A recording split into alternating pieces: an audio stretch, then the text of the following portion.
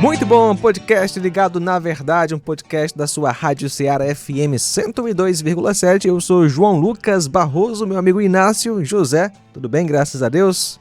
Tudo bem, João, graças a Deus. Muito bom estar aqui mais uma vez. E hoje a gente vai conversar com a... Será que ela vai brigar comigo?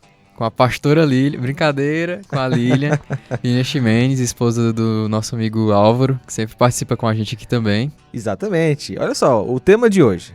Pastora, ser ou não ser? Eis a questão. Aí. Vamos aprender com quem entende do assunto, a Lilian, né, que é...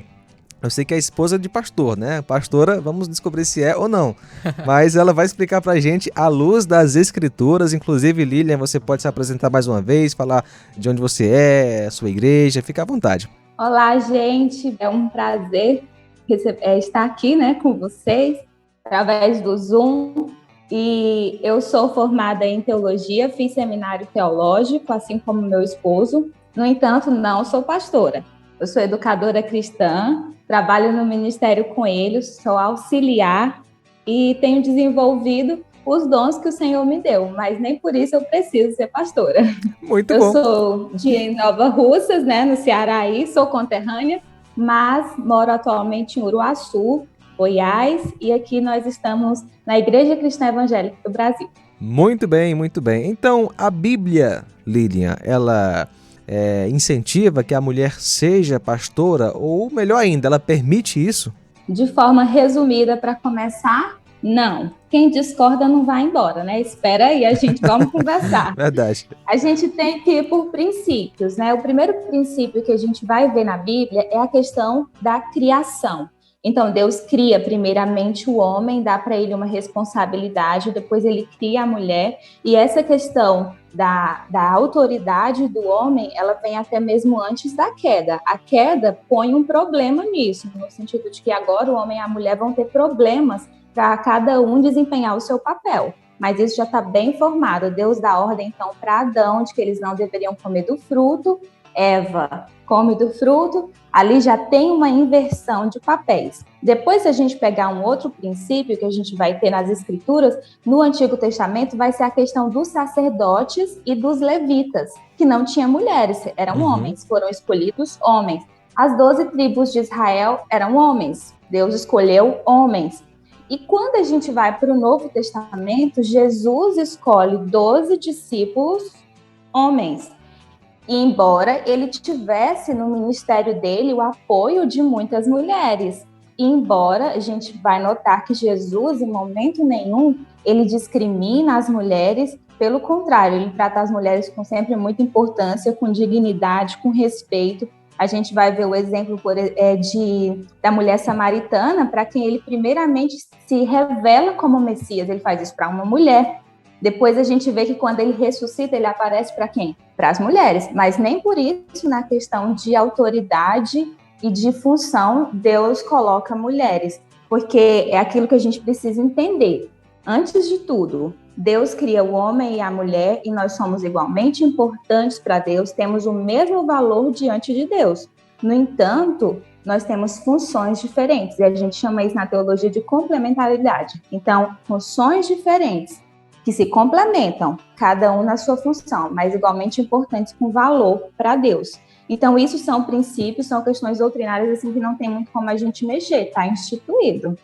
A gente só precisa trazer isso para a realidade, então, da igreja. O que a igreja faz diante disso, né?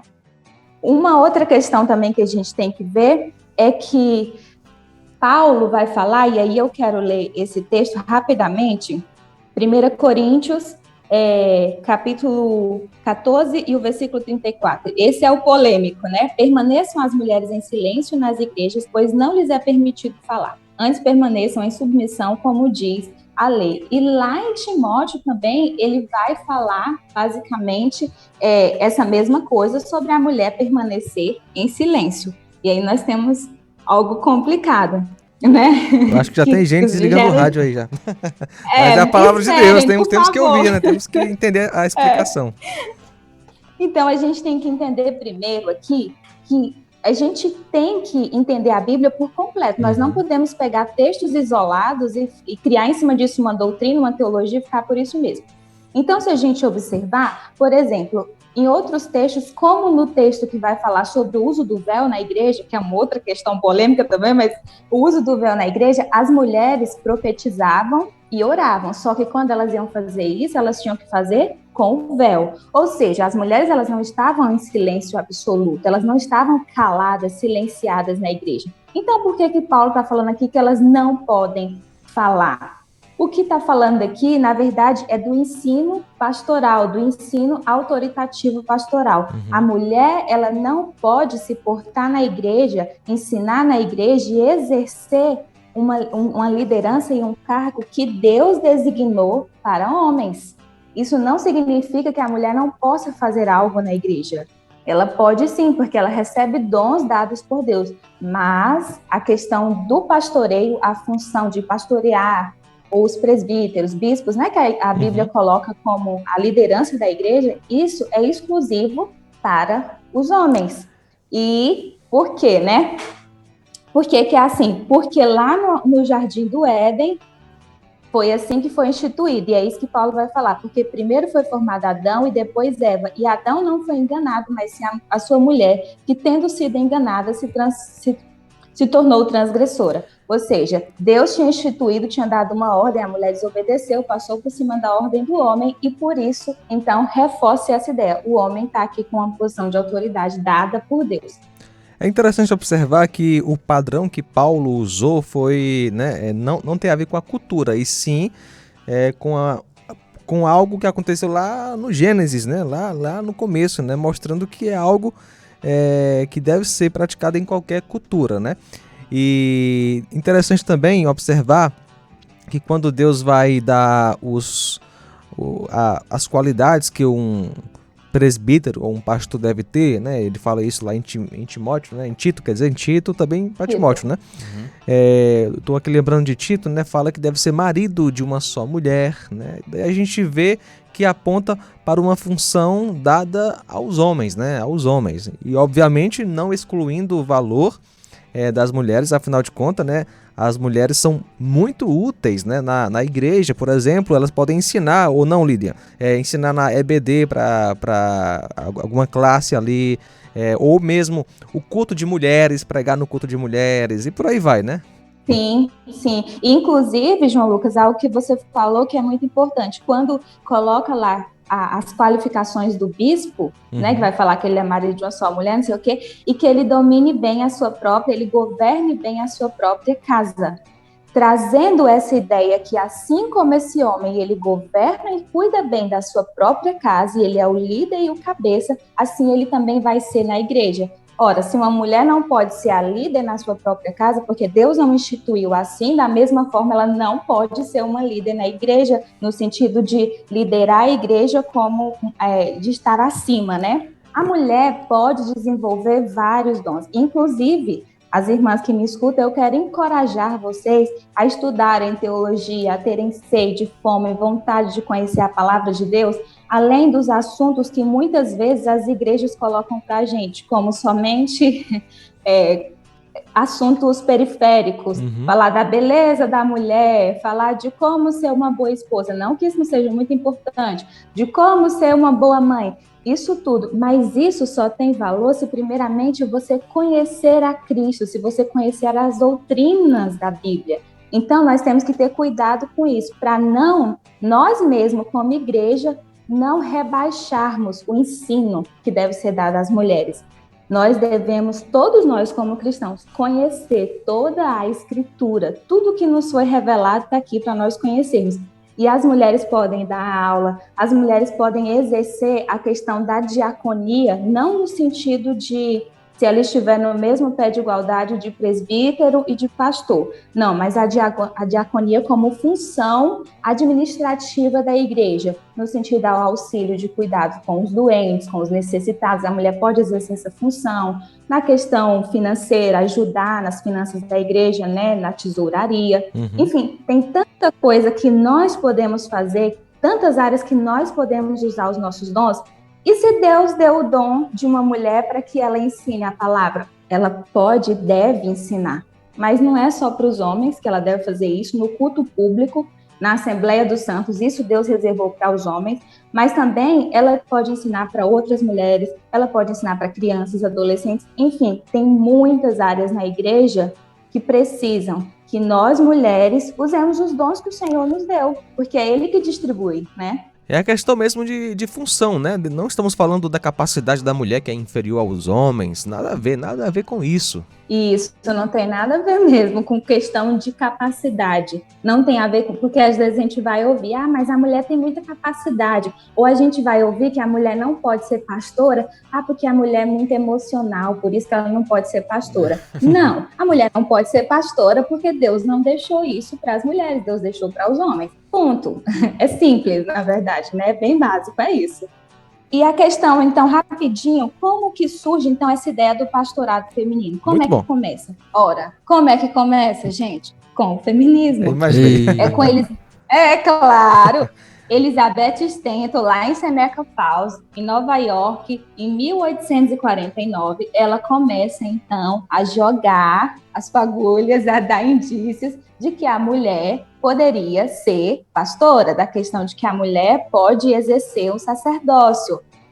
A questão de colocar também ali, não uma reforma somente no âmbito familiar, mas uma reforma no âmbito da igreja também, de que a mulher agora pode exercer essas funções e que chega disso, já chega do homem esse patriarcado. Uhum. É interessante que até tem uma feminista que vai falar de um patriarcado que durou muito tempo com a sombra de uma cruz, para você ver que ousadia. Que isso. Ter coragem de falar do que Cristo fez, do que a cruz representa e que isso diminuir isso a tal ponto. Então, é lá que começa essas ideias. Se eu não me engano, aqui no Brasil, né, a primeira assim, que vai falar que foi a primeira mulher foi a Valnice Milhomem, né, acho que foi a primeira pastora assim, que teve aqui no Brasil, assim, pelas minhas pesquisas, foi ela. Mas, enfim, independente disso, se antes disso tiveram mulheres, eu acredito que provavelmente teve, porque o pecado ele nunca é muito novo, ele sempre começa muito antes.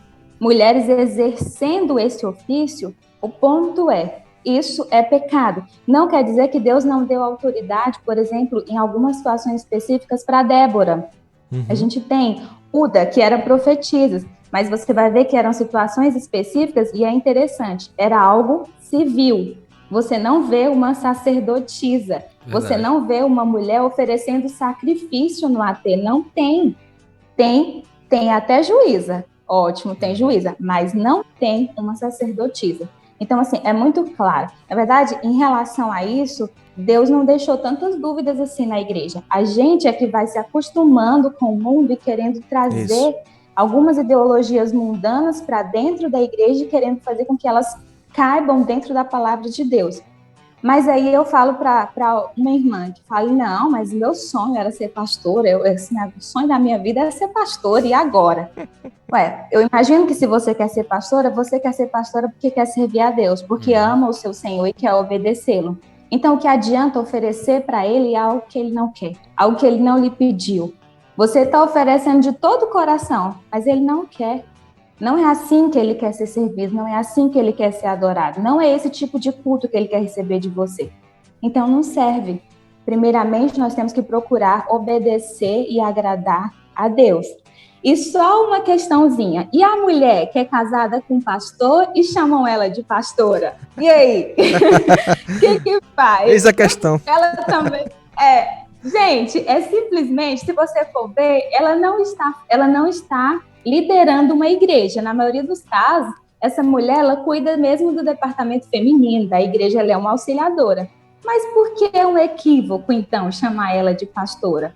Porque ela não é, primeira coisa, né? Ela não é pastora. Mas ela trabalha com o marido dela, mas você não vai chamar o médico, a mulher dele de médica. A gente não faz isso. O professor, a mulher dele de professora. Então, não é porque é o ofício, o trabalho do marido, que a gente deva estender isso para a mulher, né? Então, a gente tem que ter cuidado. É um equívoco. Não tem por que chamar uma esposa de pastor, só porque ela é esposa de pastor, de pastora. Chama de irmã, de querida, mas não precisa chamar de pastora. Lília, muito bem explicado. Foi um prazer recebê-la. Muito obrigado mais uma vez por participar. Eu que agradeço. Deus abençoe, gente. Valeu, João Lucas. Valeu, Lilian. Deus abençoe sua vida. E essa foi uma produção da Rádio Ceará, uma sintonia de paz.